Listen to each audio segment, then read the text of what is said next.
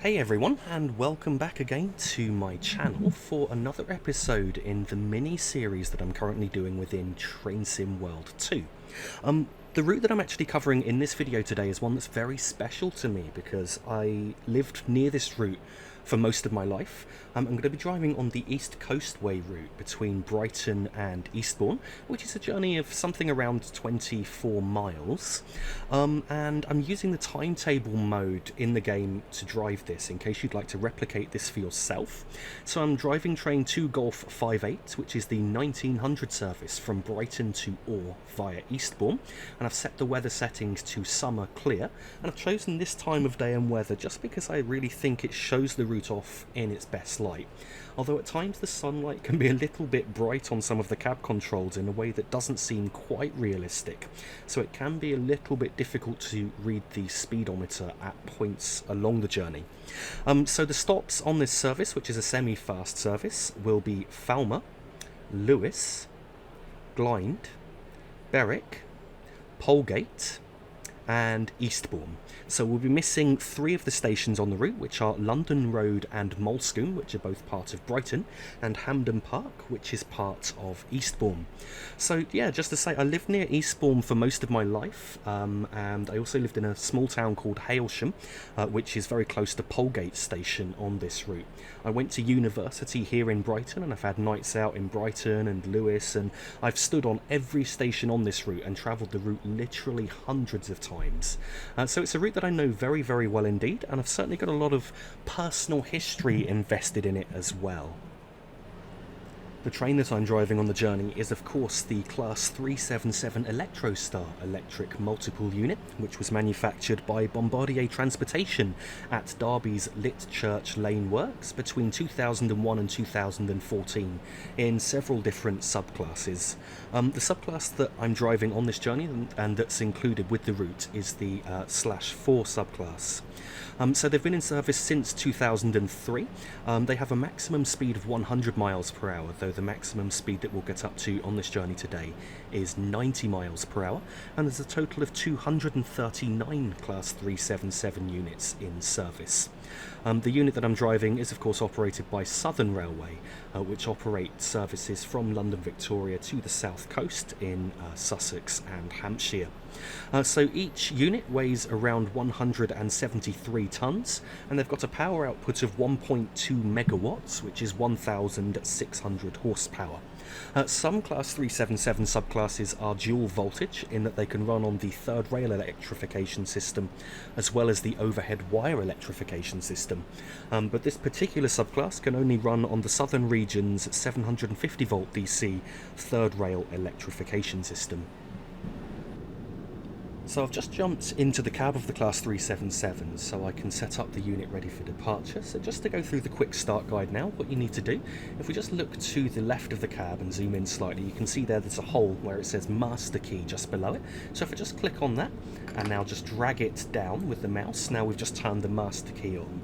Next I'm going to turn on the AWS system by pressing Control and numpad enter, followed by the driver safety device by pressing Shift and numpad enter. Now that I've done that, I'm going to move the reversing handle into the neutral position with the S key, so I need to press that twice. And as I do so, the AWS self-test sequence will come on, so we need to reset the alarm with the Q key. Okay. Now that I've done that, we're going to open the doors by pressing the door release button you can see there on the left hand side, because the doors on the left need to be open due to the position of the platform here. And I'm going to press the headlight button just to turn on the headlights into the day position. So just to mention here, this train does in fact have a speed set, which you can see in front of us. If I just move there, it's now in the centre of the screen. However, from what I've been told by real drivers, they don't actually use the speed set in normal service, so I'm not going to be using that on the service today, and I'm just going to be driving manually to control the speed. You can see the speedometer there to the top left of the screen measured in miles per hour, and then to the right of that we've got the brake gauges. So the needle on the right hand side there is the brake cylinder pressure gauge. So generally the higher that needle is pointing, then the harder the brakes are applied, and when that needle is pointing at 0, then the brakes are fully released. To the very right of the screen you can see the horn control there, so we've got a 2-tone horn controllable with the spacebar and the N key. Just below the speedometer you can see the marker there which indicates that we've got an 8-coach train, so you can actually slide those tabs depending upon the length of the train that you have, and it's just a reminder as to where you need to stop in the stations on the route. Now I just wanted to talk quickly about the combined traction and brake controller that you can see we've got here. So it's currently pointing at number 3. If I move it that way, number 2 and number 1, so it's currently in the braking position. When you move it to the off position, the brakes are fully released, and then as you move it away from the off position towards notches 1, 2, 3 and 4, there are actually notches of power, so of course the higher the notch, the higher the power and the quicker the train will accelerate. Generally I'll try not to use above step 2 of braking when slowing down for stations. So yeah, now we've gone through the quick start guide for the Class 377. I just want to do one final thing and open the window, just because I think that it sounds better and you can hear the noise of the wind rushing past, and the train just sounds a bit more realistic, I think, with the window open.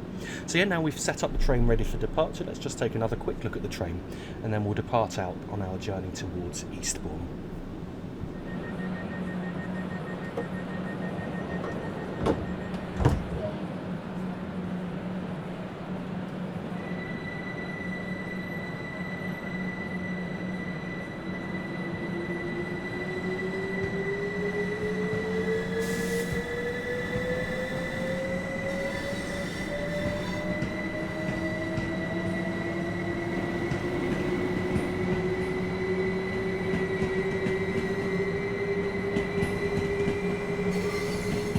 Departing away from Brighton, the speed limit here is currently 25 miles per hour, with around 3.3 miles to go to the first stop, which is Falmer. So I've just idled the power here at 25 miles per hour just to allow the train to coast for a moment. And now, just as they do in real life, I'm going to do a quick brake test. So I'm just going to apply the brakes to step 2. And now I'm just going to release the brakes just below 20 miles per hour and now accelerate a little bit again to get us back up to 25. As we enter London Road Viaduct here, the speed limit is going up to 30 miles per hour.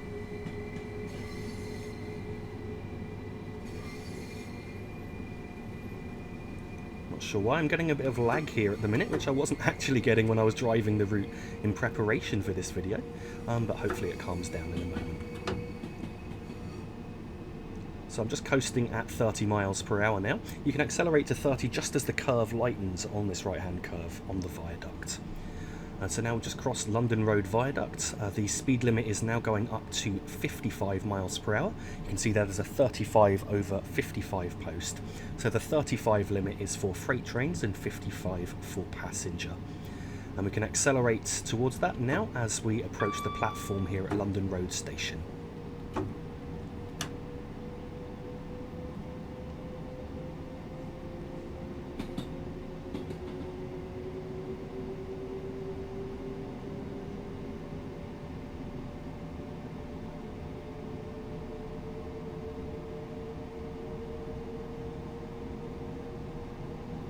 So as we get towards 55 miles per hour, I'm going to idle the power just to allow the train to coast, and then I'll just go back up to notch 1 of power if necessary to help us control our speed. So I've just dropped back to notch 1, we're doing around 55, and now let's just idle the power just for a moment.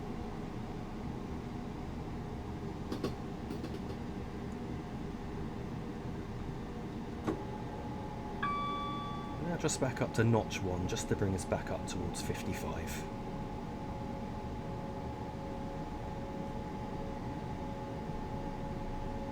The speed limit here is now going up to 45 over 70, so the 70 applies to us, so I can accelerate in a moment.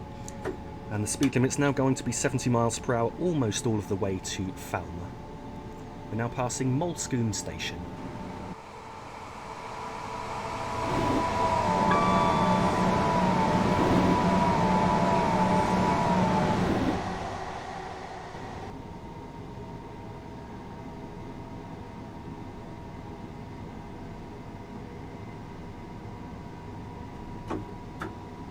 So now as we approach 70 miles per hour, I'm just cutting the power back, and I'm going to keep the power in notch 1 to try and maintain the speed.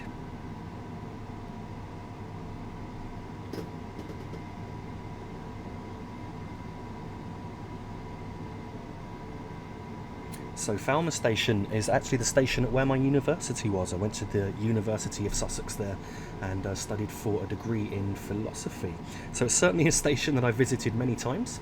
And just to the right of the station, you'll also notice the Brighton and Hove football stadium, sponsored by American Express.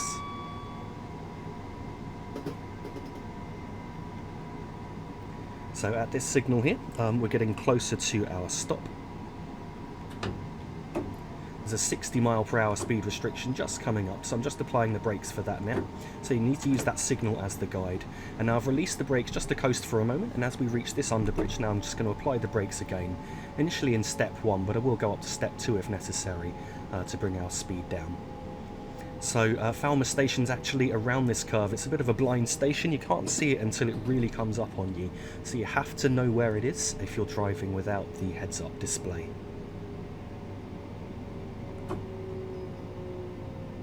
So here at Falmer, I'm stopping at the 6 to 12 car stop sign, which is right at the end of the platform.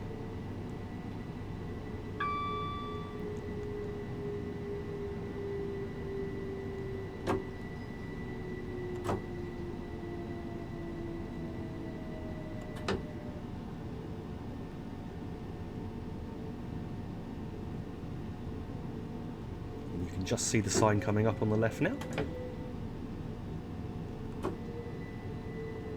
So we should now be stopped in just about the right place.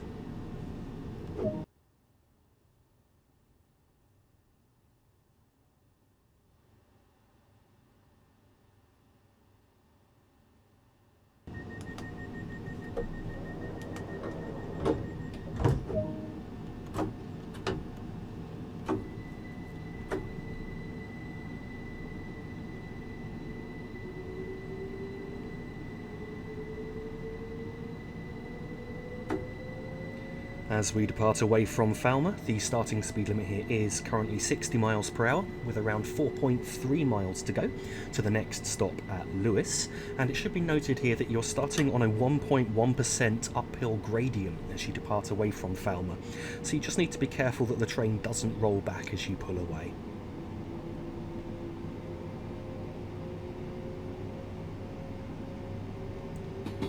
As we enter the tunnel here, the speed limit is now going up to 70 miles per hour.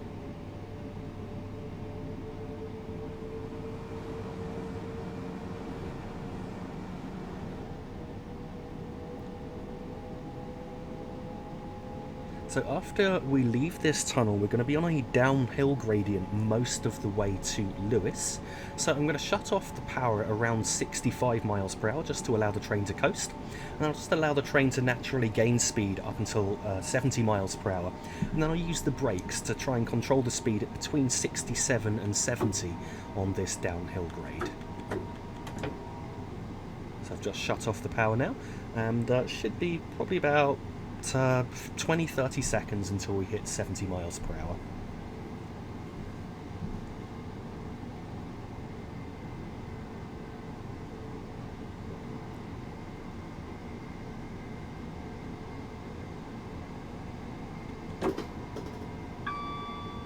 So we just passed another speed board there, and so I just wanted to make note that the next signal, so you need to look at the signal directly after the speed board we passed, which didn't actually affect us, the speed board, and then now we need to look at the next signal beyond that, as the next signal indicates that we've got 0.8 miles to go to an upcoming 55 mile per hour speed limit.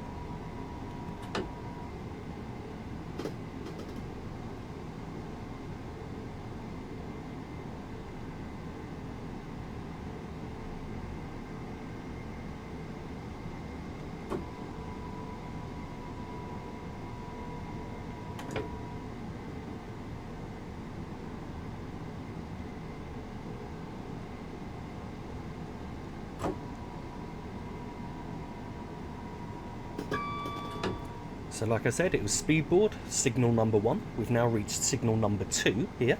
And at signal number 3, so the next signal that we approach, I'm then going to apply the brakes for the upcoming 55 speed restriction.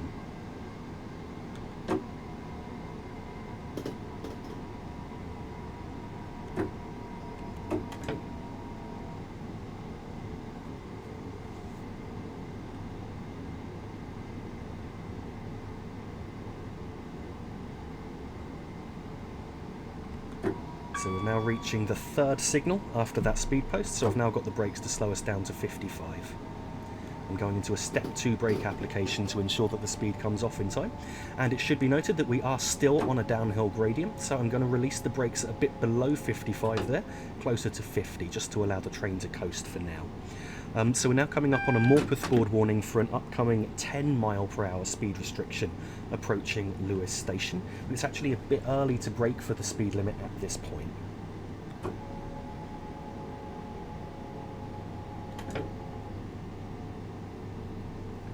So my technique for slowing down for the 10 mile per hour speed limit on this downhill gradient is, as we approach this short tunnel here, I'm now going to put the brakes into step 1. And I'm just going to leave the brakes in step 1 so that we gradually lose speed. And then as we get closer to the speed board and as we can see it, I'll then increase the braking if necessary, just to ensure that we've slowed down in time.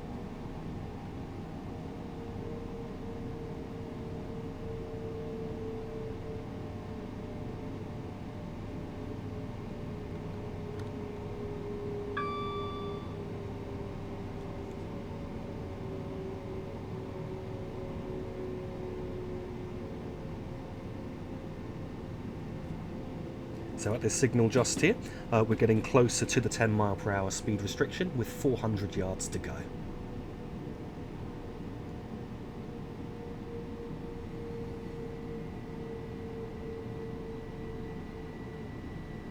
You can now see the speed board coming up just ahead, so I'm just going to increase the braking slightly now, just to ensure that we have slowed down in time. Now, I've never quite understood why there's a 10 mile per hour speed limit here. I'm sure the track could take it at 15 or 20, and if you're on the other platforms at Lewes station for the route from London, then the speed limit is 20 miles per hour. But somebody told me it possibly something to do with the signal sighting here, or something like that, which is why the speed limit is so low.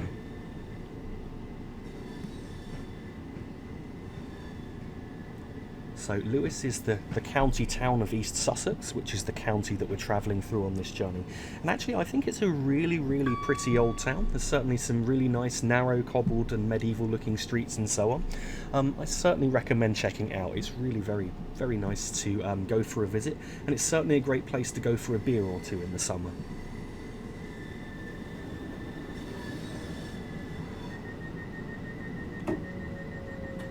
So the stopping point here at Lewes station on this platform is just before the signal you can see coming up on the left.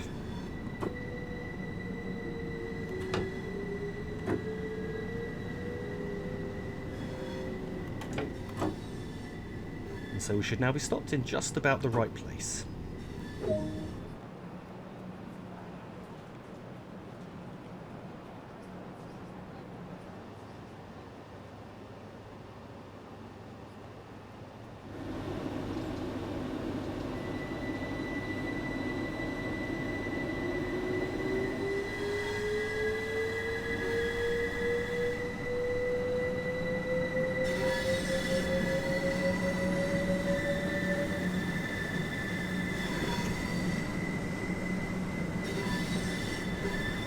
So departing away from Lewes, the speed limit here is still 10 miles per hour, and we've got around 2.7 miles to go to the next stop at Glynde.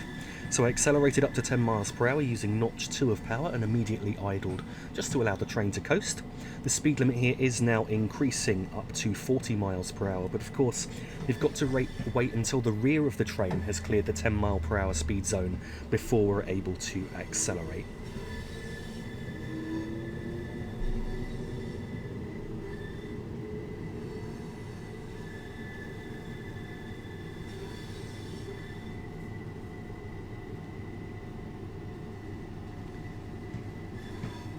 So I'm pretty sure that the rear of the train's cleared the speed restriction and we can accelerate just after we've passed the junction that we've just crossed over. And now as we reach this fence here, now I'm going to accelerate up towards 40 miles per hour.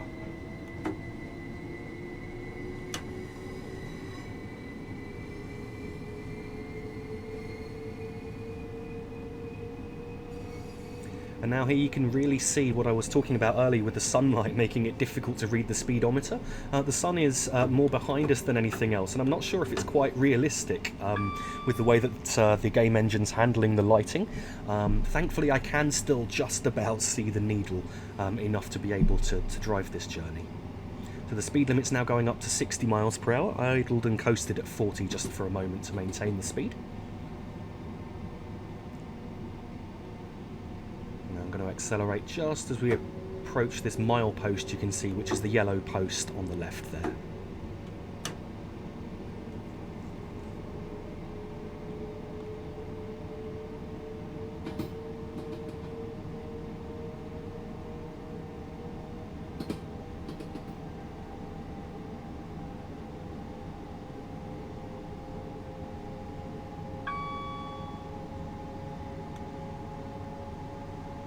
We're now coming up on Southern Junction, so the route diverging to the right is the route towards Newhaven and Seaford. I cut the power just for a moment, just to not exceed the speed limit, but the speed limit has now gone up to 70 miles per hour.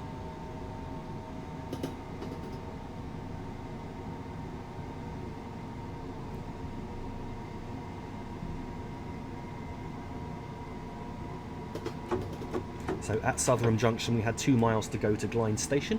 I've now idled the power to allow the train to coast, and the next landmark I'm really looking out for is where the speed limit increases to 80 miles per hour.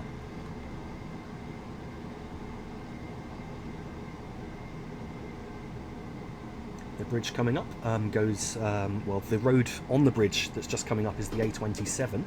This actually used to be a level crossing until they ripped out the level crossing about, I think it's about 10-15 years ago now, and they replaced it with a bridge instead.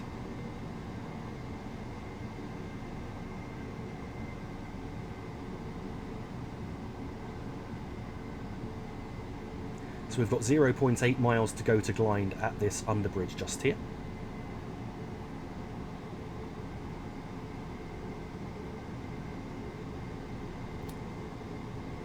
I'm now going to apply the brakes in a moment, just as you can see the AWS ramp there on the opposite track and the milepost.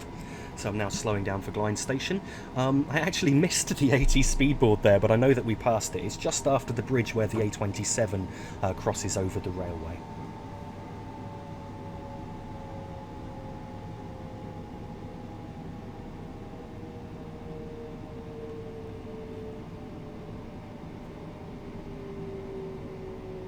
I'm just going to apply the brakes slightly harder, as I'm not sure we were slowing down quite quickly enough. I try not to use step 3 of braking, but I used it just for a moment there. So here at Glynde we need to stop at the 5 to 12 car stop sign, which is near the end of the platform. You can just see it coming up on the left hand side now.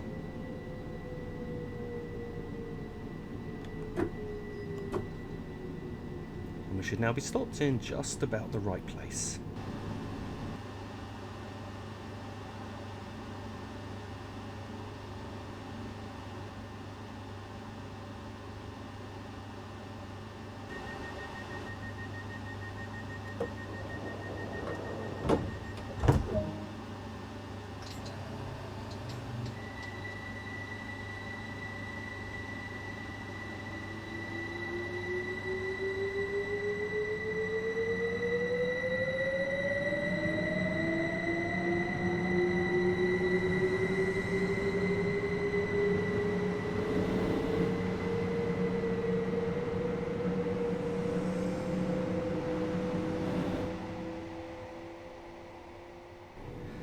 Departing away from Glynde, the starting speed limit is 80 miles per hour with 4.3 miles to go to the next stop at Berwick. So along this section of track, I'm going to be sort of counting signals to try and ensure that I know where we are. The next landmark to look out for is actually the next signal, where the speed limit increases to 90 miles per hour with 3.4 miles to go at that point to Berwick. Around a year after I started this channel, I did a Q&A video, and I mentioned a story in the Q&A video of something that I did that was very stupid when I was younger, and I thought I'd relay it here as we're on the section of track where I actually did it. I was about 13 or 14 years old, and I was travelling on an old slam door train along this section of track, and I decided to open the door while the train was moving for an excuse to pull the emergency cord without getting fined. Just to mention, the speed limit's just gone up to 90 miles per hour. So yeah, I opened the door into the wind, and it got yanked away from me. I literally almost got pulled out the train.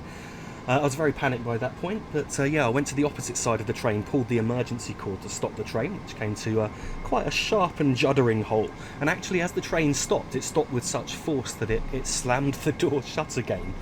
In the episodes of most stupid things I've ever done in my life, that probably comes out as number one.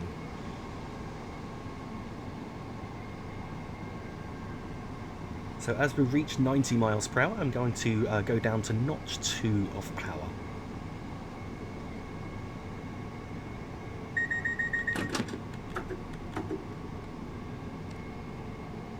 So at this signal here, which is the first signal after the speed limit went up to 90, we've now got 2.1 miles to go to Berwick. I've just cut the power back to notch 1 actually, as I thought we might have been just gaining a little bit of speed there.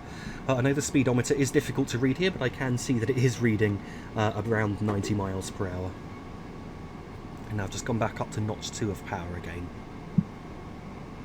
So at the next signal, we've got 1.1 miles to go to Berwick, and at that point I'm going to shut off the power and just allow the train to naturally coast.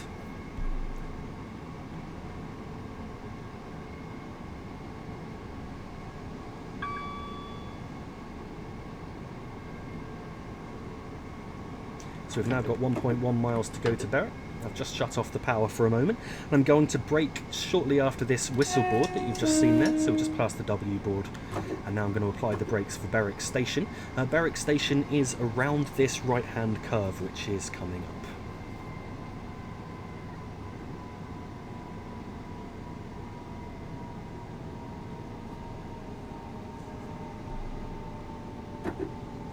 So I was in step 2 of braking. I've just reduced the braking a little, as I thought we might be slowing down a bit too quick, and I'm just looking out for the platform coming up ahead, and I can now see it in the distance there.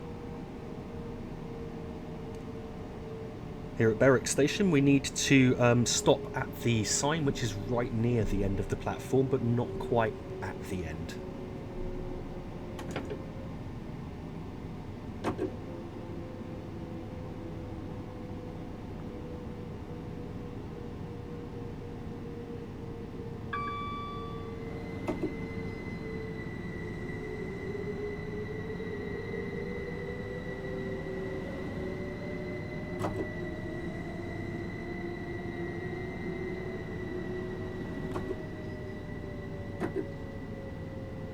So you can see there's a 2 to 4 car stop sign there, followed by the 6 to 12, so obviously I want to stop by the 6 to 12, so we should now be stopping in just about the right place.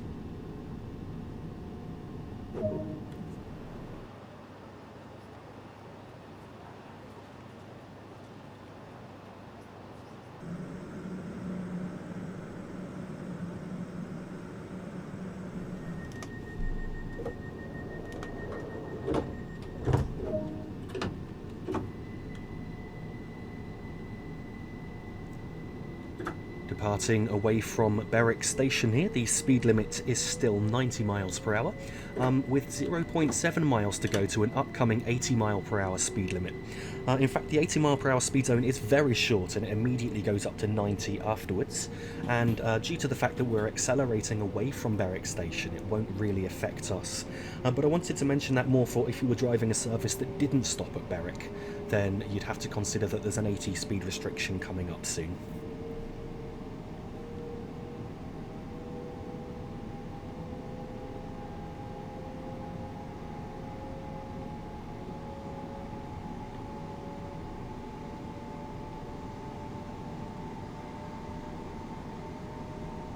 So at Berwick we had 3.8 miles to go to Polegate, and we're now coming up on the 80 mile per hour speed restriction.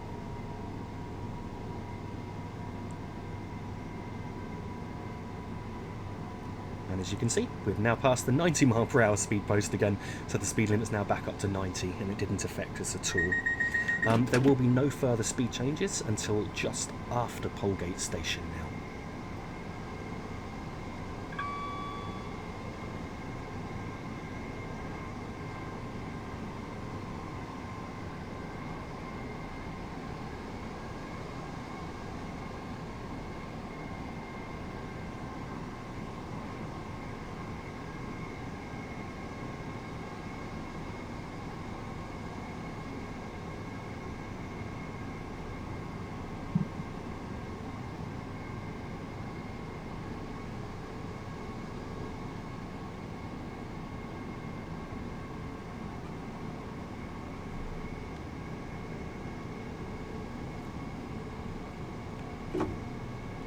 So now we're approaching 90 miles per hour. I'm going to go between notches 1 and 2 of power to try and maintain the speed.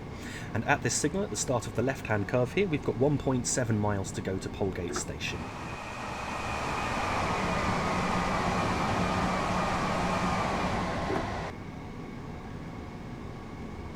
Actually found that the braking point for Polegate I'm using is exactly pretty much where I remember in real life. So as we exit this left-hand curve, we're going to enter a dead straight section, which is dead straight all of the way to Polegate.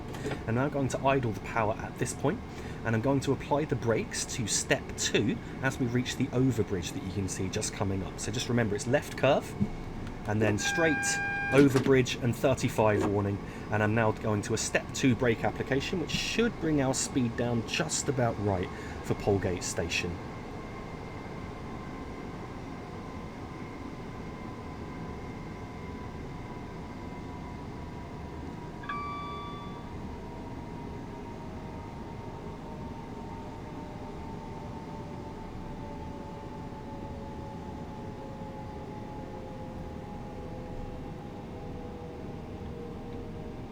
You can see the platforms just coming up ahead. At Polegate we need to stop at the 8-car stop sign, which is around 2/3 of the way along the platform.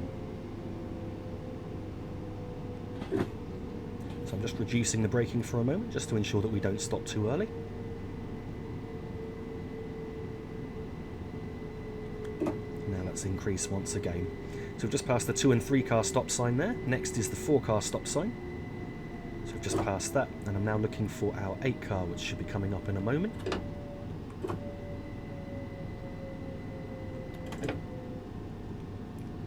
There we are, the 5 to 8-car stop sign you can see just coming up.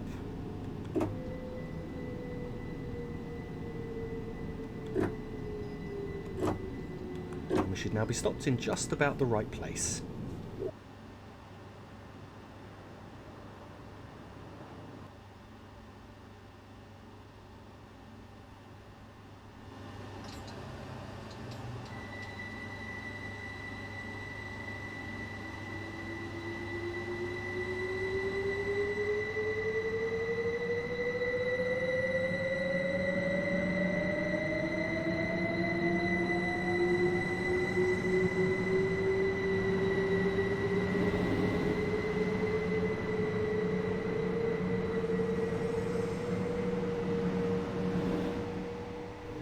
As we departed away from Polegate, the speed limit was still 90 miles per hour, but we had just 300 yards to go to an upcoming 35 mile per hour speed restriction, which is just starting here. And in fact, on this curve that the speed restriction is enforced for, there is a downward gradient which steepens as we get towards the end of the curve. So I've tried to keep our speed at just a little bit over 30 as we're going to gain speed up towards 35 miles per hour as we round this curve. And then straight after the curve, the speed limit is going up to 70 miles per hour, which will be the highest speed limit for the remainder of the journey into Eastbourne. So yeah, we had 3.9 miles to go to Eastbourne as we departed away from Polegate station, and of course Eastbourne is the next and final stop. The speed limit's just gone up to 70 miles per hour now, and I'm going to accelerate just as we enter this left-hand curve here. So we're just entering it now. The rear of the train should have now cleared the board, and we can accelerate up towards 70.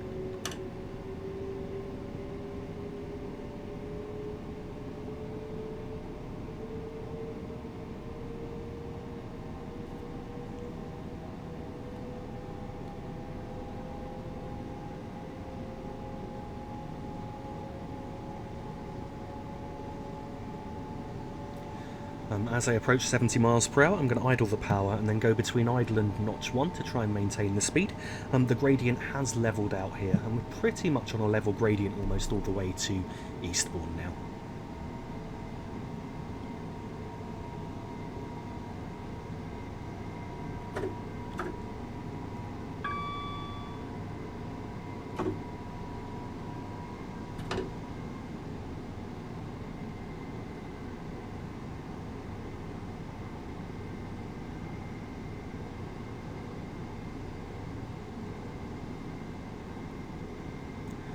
We'll shortly be coming up on Willingdon Junction, which is where the line from Bexhill, Hastings and Ashford International joins us. And ultimately where, if that section was simulated, we would be driving in the opposite direction in a few minutes' time.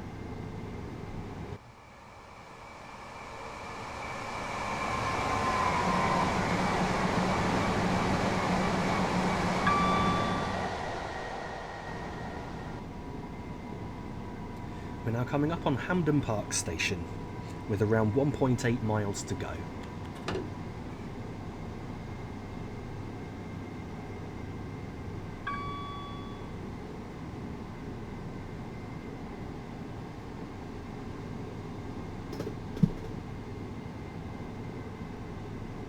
At Hampden Park we had 0.9 miles to go to an upcoming 55 mile per hour speed restriction.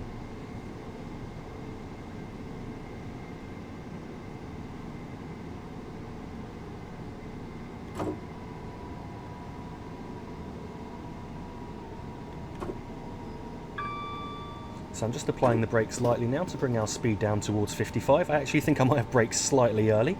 I thought it was just before the signal that we reached there that I had to brake, but I think it's just after. So the 55 speed restriction will be starting in a moment, and as the speed limit drops to 55, we've got just over half a mile to go to a 25 mile per hour speed limit, which is enforced as we approach Eastbourne. So the 55 limit is starting now. And I'm going to apply the brakes for the upcoming 25 as we approach quite a sharp right-hand curve, which is coming up in a moment.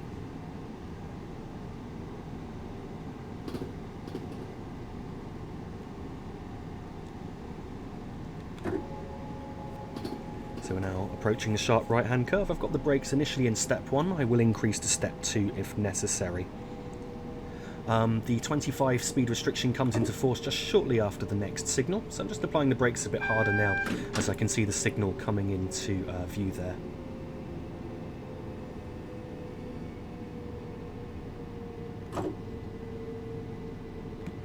And so we're now down to 25 miles per hour. Shouldn't need any more power coming into Eastbourne, so I'm just going to coast for a moment, and then I'm going to slow down to enter the platform at no faster than 20 and try and get to no faster than 10 miles per hour around halfway along the platform.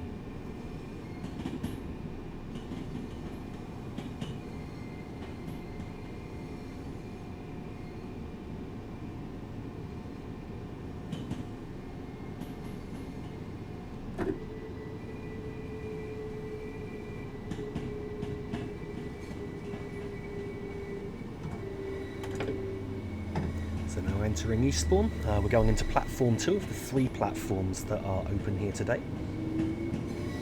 I think Eastbourne used to have at least 4 platforms. I remember that there was one in the car park, or what is now the car park on the left-hand side of us at present.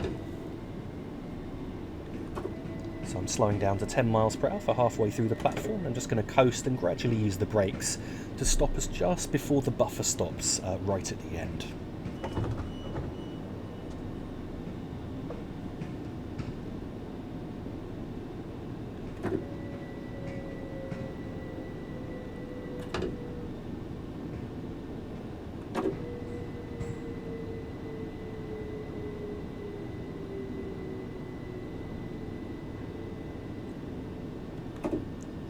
So we should be stopped in just about the right place, and here we are, arrival at Eastbourne.